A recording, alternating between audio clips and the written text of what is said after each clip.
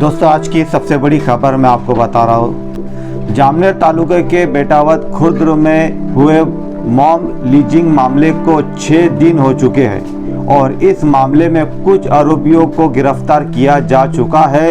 हालांकि इस अपराध का मुख्य मास्टरमाइंड और प्रत्यक्ष भागीदारी जो एक संगठन से जुड़ा है और एक स्थानीय राजनीतिक नेता का करीबी है, अभी तक गिरफ्तार नहीं हुआ है। घटना स्थल पर मौजूद कई गवाहों के बयानों, पुलिस के पास उपलब्ध साक्ष्यों और पीड़ित परिवारों द्वारा दर्ज कराई गई शिकायत के बावजूद मुख्य आरोपी और कैफे चालक के खिलाफ कार्रवाई से परहेज किया जा रहा है। इतना ही नहीं, इस मामले में भारतीय दंड संहिता की धारा 61(2) आपराधिक षड्यंत्र और महाराष्ट्र संगठित अपराध नियंत्रण अधिनियम मकोका लगाने में भी आनाकानी की जा रही है।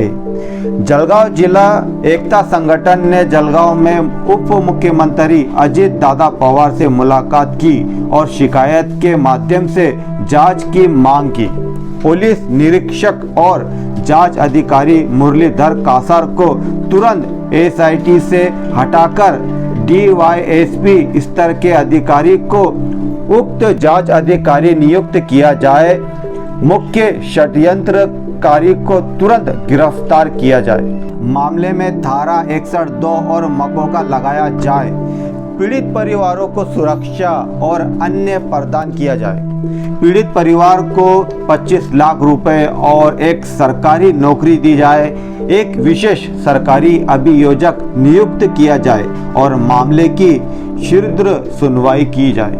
इस घटना से अल्पसंख्यक समुदाय में भय और असुरक्षा का माहौल पैदा कर दिया गया है। ये घटना से जो अल्पसंख्यक लोग हैं, इनमें भय और असुरक्षा का माहौल पैदा हो चुका है। संगठन ने सरकार से तत्काल कार्रवाई करने और न्यायपालिका में विश्वास मजबूत करने की मांग की है।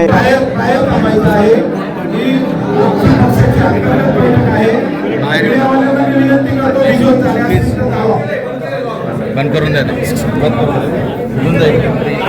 बाहेर बाहेर जाय। हां, बंद करून द्या।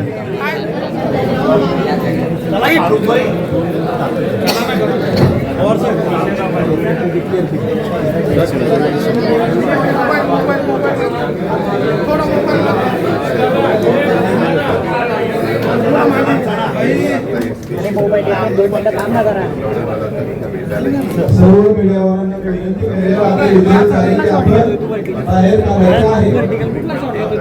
मोबाईल मागे ना, मोबाईल मागे ना, हे झालं का मग करू आपण मीडिया नाही झाले नाही।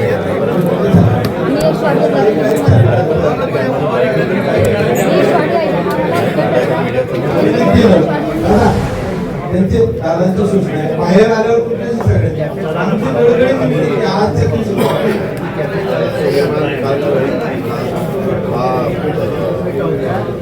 किरण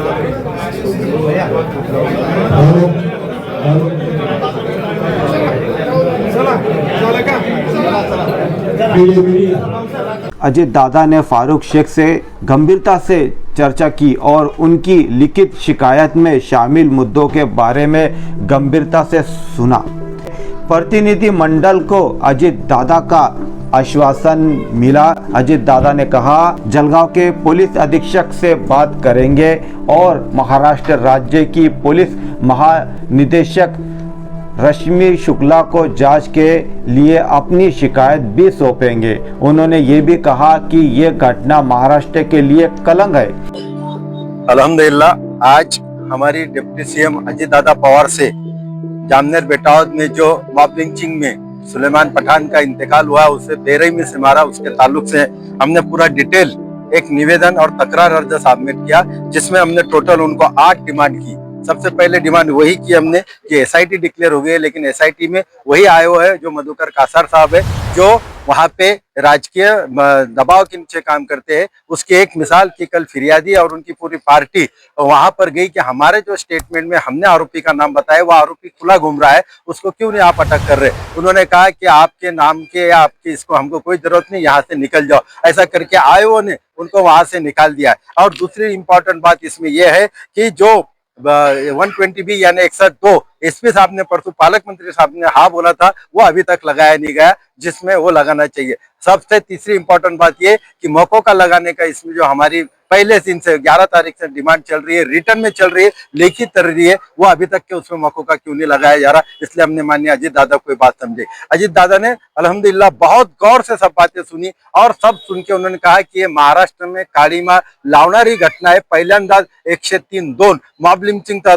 प्रकरण जळगाव सारख्या व तेही जामनेर मध्ये घडलेलं आहे। ही याच्या बाबत मी माननीय पोलीस अधीक्षकांशी बोलतो, माननीय महासंचालक पोलीस रश्मी शुक्ला मॅडमशी बोलतो। इतक्याप्रमाणे उलट त्यांनी आम्हाला धीर दिला की तुम्ही काळजी करू नका, तुमचे सगळे आठीच्या आठी मागण्यासाठी मी सर्वतोपरी तुमच्या सोबत है। इस तरह से उन्होंने बोल के हमको एक मेंटली सपोर्ट किया कि एक डिप्टी सीएम सत्ताधारी पक्ष का होने के बावजूद भी उन्होंने सब किया। हमने खास करके इस निवेदन के साथ वहां की जो व्हाट्सएप पे जो पोस्ट आ रही है कि एक डुक्कर को मारे, अभी जो डुक्कर इनके सामने आ रहे हैं उनको भी हम जान से मार डालेंगे, हमने वो पोस्ट और वो उसका फोटो भी हमने साथ में दिया। हमने 3 आरोपियों पे अभी तक पुलिस कार्रवाई नहीं कर रही, वो तीनों के नाम भी दिए उसमें, क्या उसमें पवन बाविस्कर हो, कैफे चालक माड़ी हो, चेतन हो, इनको क्यों अरेस्ट कर रही नहीं पुलिस अभी तक के। अगर उनको अरेस्ट करती है पुलिस, आज 6 दिन हो गए आज रिमांड लेने को, अभी तक के अगर ये होता नहीं तो ये कहीं तभी दबाया जा रहा है, कोई तभी पॉलिटिकल दबाव आ रहा है। इसलिए हमारी आज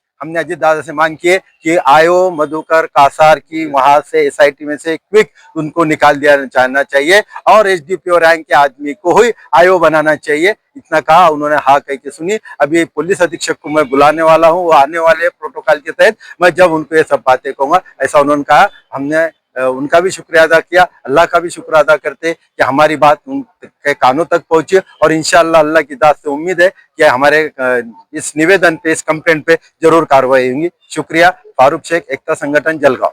प्रतिनिधि मंडल में शामिल थे मुफ्ती खालिद फारूक, शेख नदीम मलिक, फिरोज शेख कासिम, उमर जामनेर के जावेद मुल्ला, आसिफ शेख, शहबाज खान, शकील शेख, जलगांव के हाफिज रहीम पटेल, मौलाना कासिम नदवी, मौलाना गुफरान, मतीन पटेल वर शिकलगर, एडवोकेट अवैस शेख, नजमुद्दीन शेख, साबिर खान, शब्बीर खान, अमजद पिंजारी शेख, फिरोज, साथ ही धुले, नंदुरबार और जलगांव के राष्ट्रवादी दलों के पदाधिकारी।